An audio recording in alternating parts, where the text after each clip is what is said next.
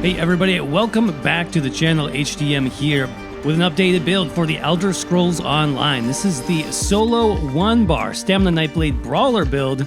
And if you're looking for a visceral, in-your-face, melee-style build, it does not get better than this on the Nightblade. Tons of brutal damage and even more survivability and self-healing. This build literally cannot die. And I cannot wait to show you how this all works.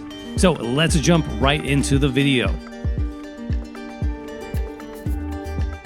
Alright everybody, we are back on the Stamina Nightblade with a powerful update for the solo 1-bar build. This is the Brawler setup, in-your-face melee playstyle, even more defensive options than before, even more damage and healing, and this build is literally unstoppable. That's the only way I can describe it, so let's go ahead and jump into things real quick with the buffed stats on this build. We're looking at about 15k max magicka, almost 25k max health is really good. 31k max stamina, recoveries are looking decent as well. Actually, those would go up even higher with a potion. I didn't think of that. Very good stamina and magicka recovery. We're using both of those types of skills. 5k weapon damage, almost 54% weapon critical. That'll go up quite a bit as well once our Nightblade passives are into effect. And about 20k spell and physical resistance, though, as I said, this build is basically unkillable when we talk about damage shields, and there is a lot of shields on this build, just wait. 64 points into stamina. We are a stamina-focused Nightblade on this setup. And then as far as the buffs, obviously this is an Oaken Soul Ring build. We'll talk about that in a little bit. Mundus Stone is going to be the Thief Mundus to increase your critical chance. And then Lava Foot Soup for the increased max stamina and stamina recovery is going to be my favorite option on this build. Other things, consumables, you saw I used the Tri-Stat Potion. Tri-Stat Potions are going to be best in slot for all of your recoveries, though they are not necessary, especially if you're using the Oaken Soul Ring. All you need is a basic stamina potion. Very easy to run this build. And then as far as the race, my favorite really for this type of setup, playing solo with the stamina focus, has really been Imperial lately. Imperial is pretty strong. You can see you get the 2,000 max health, which is amazing for survival. 2,000 max stamina for our damage and our resources. And then Red Diamond reduces the cost of all of your abilities by 6%. This applies to your ultimates as well, all your normal abilities. This is fantastic for solo builds. I really do like it. Now I realize not everybody has access to Imperial. That's totally fine. Other great options would be like Orc. Dark Elf would be fantastic. Khajiit if you want to max out your critical damage. Plenty of other races will work fine.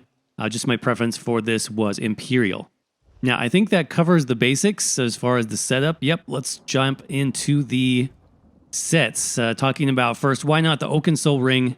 I am playing with this on 1-bar builds and really enjoying it. I'm sure you guys know that. With this Mythic Ring equipped, you have access to tons of major and minor buffs.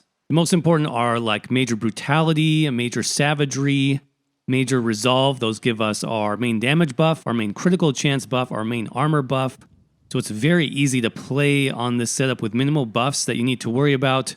Just 1 bar is completely fine. And you get tons of other juicy buffs thrown in. Major Force, Major Protection, Major Heroism for the extra ultimate generation is amazing on the Nightblade. I know there's been some discussion as far as whether or not they will nerf this mythic in the future. Honestly, even if they nerf some of the major buffs here, like for example, Major Force or Major Heroism, it's really not going to affect builds like this that much. Sure, your damage might be reduced slightly, but the main functionality, having those important buffs like Brutality, Savagery, Major Resolve for your armor, having the minor recovery buffs, all of that makes it so much easier to play 1-bar builds. They've already talked about they want this item to make builds easier, so I think the core functionality is going to stay. If we do see any nerfs in the future, like I said, I don't know yet, but this build will be completely fine. It's super strong even without those major buffs, as you'll see in just a couple minutes. Now, as far as our main sets, our main 5P sets on this build, I'm sticking with the main body set here, Hexos War. This comes from the Deadlands DLC, and it is literally the best damage shield set in the game. You can see it has some nice offensive stats as well. Lots of critical chance, extra weapon and spell damage, which is always good. This absorbs up to 14k damage for 6 seconds. Now, this is currently buffed by my champion points. I'll show you how I buff this in just a couple minutes. But that tooltip is insane. That's every 7 seconds. So there is like a slight 1-second cooldown between when you can activate this, but there's more damage shield sets that we're using as well. Now this is just the strongest, so this set is fantastic. I definitely recommend you pick it up. It's an Overland set, so it's pretty easy to get, or if you don't have access to the DLC, just look for it on Guild Traders. So we're going to run that on the chest, the waist, hands, legs, and feet. Max stam enchants on that. Divines for the trait if you can get it. And yes, that's our main 5-piece set. Now, I did change the second 5-piece set to be a little bit more defensive. So this build is going to be even better now, even stronger for beginners, or if you're trying to do really hard content, you guys. If you're trying to solo a veteran dungeon, if you're trying to do like veteran Maelstrom Arena, veteran Batistrands for the first time, I have added another very strong set that you may not have heard of. This is the Prayer Shawl set. Now, this is also a base game set. It does come from a dungeon, though. Spindle Clutch 1 or 2 is what you'll need to run to pick this up. But the reason why I like this on the Brawler build is it really just enhances that damage shield melee Brawler playstyle. It's giving us a smaller shield, about 6k damage, but look at the time here. This effect can occur once every 2 seconds, and the effect happens when we overheal ourselves. So basically, the Prayer Shawl set works really well with Hexos Ward. I've used this on other builds as well, like my Nova Shield Templar build. The setup is just ridiculous. As long as you have one heal over time working, which we have plenty of those that you can swap in on the Nightblade class, you're getting 6k shields every 2 seconds. That's on top of the Hexos Ward shield, the shield that we're going to get from our skills. So yeah, this is a lot of damage shields. Now to make this work, you will want a weapon. I'm using the two-hander. I prefer Maul if you can get it. It's not a huge difference, but this does give you more penetration, which is helpful, especially if you're playing solo. Your damage skills will deal more true damage, the more penetration you have, and the Maul passives do that for you. Precise trait, if you can get it for some extra crit chance, and the Absorb Stamina enchant just to help a little bit with sustain. So since this is a two-handed weapon, that's going to count for 2 pieces. We're going to have the third piece on the shoulder here. Remember, this is actually a light set, so we're running 1 piece of light on the shoulders here. I used a Stamina enchant, Divines as the trait, and then 2 pieces of Prayer Shawl on the jewelry. Since we have the Oaken Soul ring, we're going to have a prayer necklace and 1 ring. As far as the jewelry here, weapon damage obviously is what you're going to want. Bloodthirsty is the trait that I transmuted these to. If you can do that, that'll up your damage a little bit. So that's our second 5-piece set, and then we have 1 piece left over, and I've gone with a pure survivability piece here, the Helmet of the Trainee. Actually, this is a heavy armor helmet that I'm using a max health enchant on, and I also get the 1 piece health bonus here, 1454, so over 2,000 max health just from a 1 piece, plus I get lots of extra armor because it's heavy, plus I'm going to get passives from Undaunted, for example. We'll talk about those in a bit. But this is a ton of survivability. Little trick you can do, throw on either a heavy trainee helmet or a heavy trainee chest, something like that. And the extra health is definitely nice. So that's the basic setup. One more time, on the 1-bar build, we've got Prayer Shawl, weapon, shoulder, 2 pieces on the jewelry. We've got Hexos Ward on the body, with the Helmet of the Trainee left over and the Oaken Soul Mythic Ring. That is the basic setup. Now, I will have alternate gear sets listed on the website, on the written guide. You can check the link in the description for that. This is more of a defensive setup. I'll have more offensive choices there in the written guide if you want to mix things up a little bit. Let's go ahead and jump into the skills next. Starting with our first skill here, Ambush. Now, I've been playing this more as an arena-focused build, and I like the extra mobility of Ambush, but I think this is probably flexible.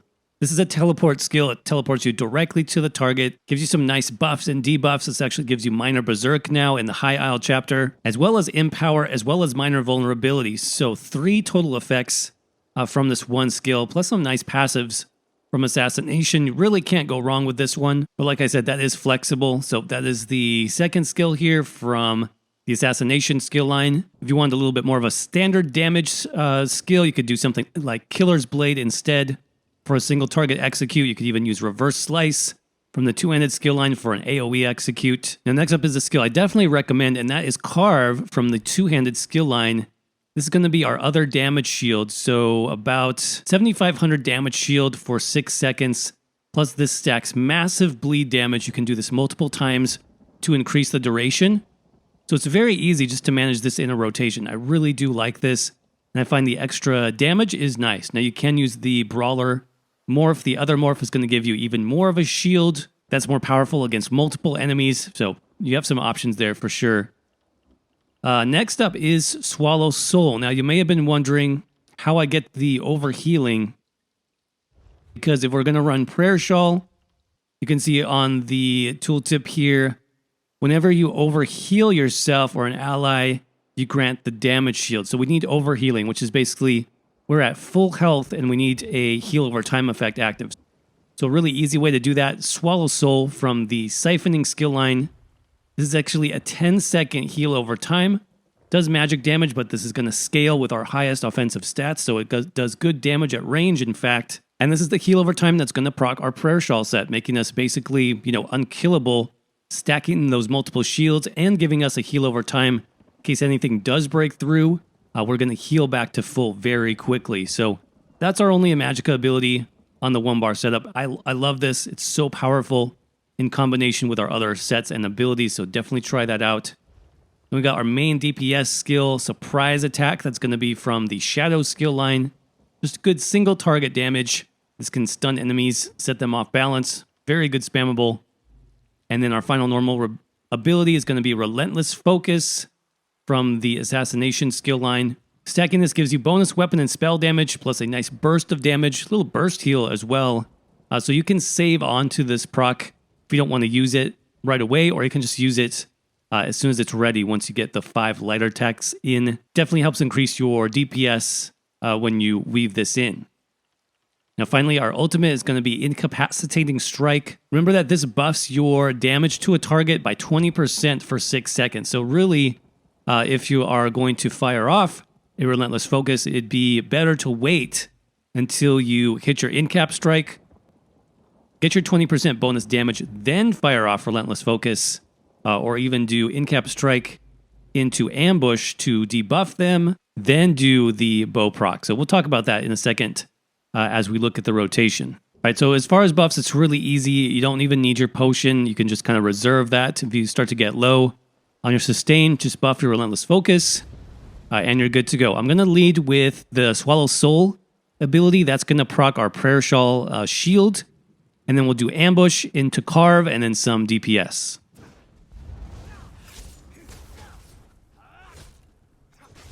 I'm going to save onto my ultimate here. And once my bow proc is ready, that's when I'm going to use that. Go ahead and refresh your Ambush and your Swallow Soul. They both have about a 10-second timer. You can see Carve has a nice long duration, so you really don't have to refresh it that often. Use another ultimate here. Use another bow proc. I'm going to just stand in the red here because why not? I'm not taking any damage at all. Use my potion. One more bow. Block that. So eventually you will have to rebuff your Relentless Focus. That's fine.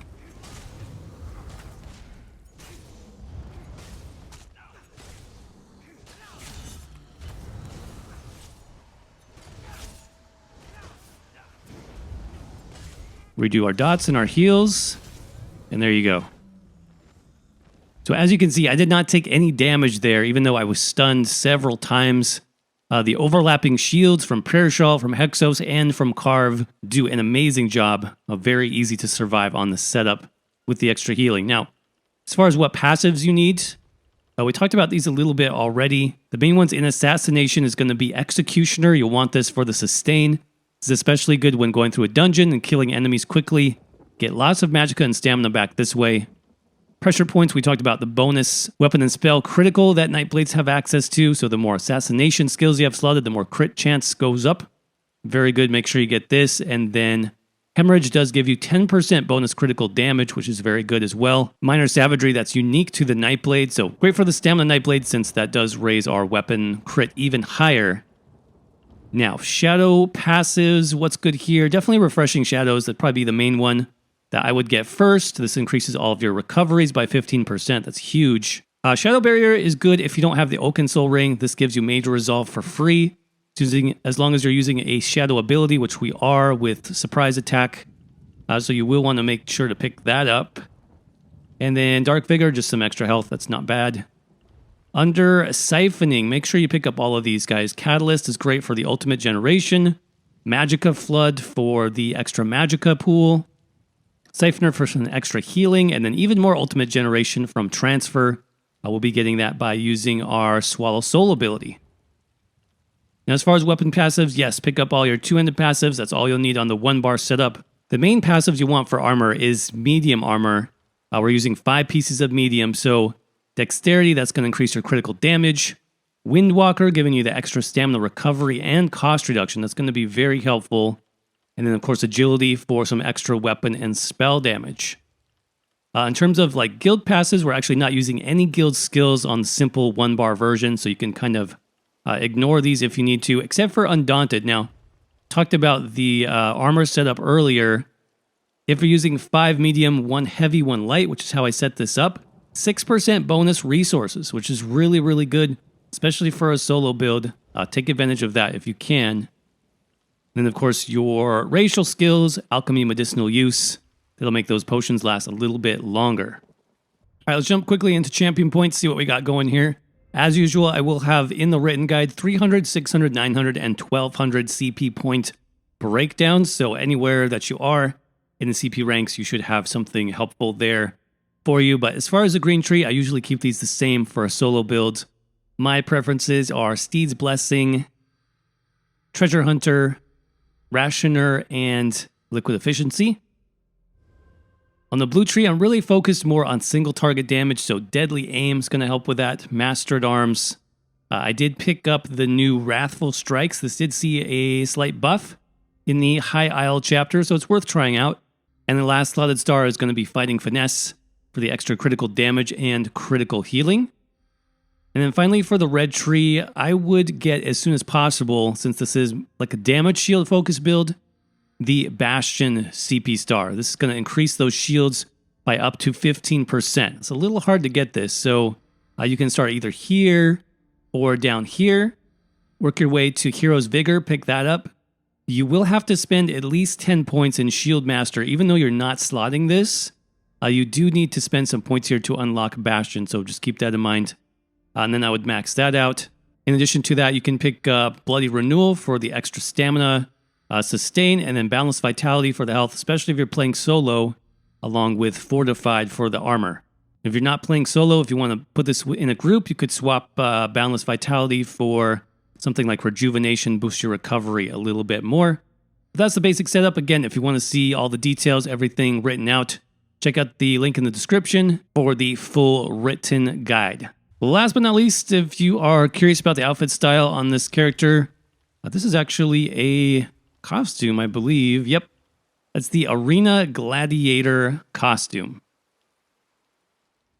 Right, everybody, and with that said, that's going to wrap up our build update for the solo 1-bar Stamina Nightblade Brawler build. One of my all-time favorites. I hope you guys try out this update. Like I said, it is basically indestructible, so if you ever need help clearing content, dungeons, arenas, this is one of my new go-to builds. It is so fun to play and powerful, so I hope that helps you out. As always, make sure you're subscribed right here for even more ESO builds and guides. And if you'd like to support the channel further, we do have a YouTube membership where our members get lots of great perks like early access to videos and even a members-only build library with lots more interesting off-meta builds. So if that sounds good to you, just click on that join button down below for more information.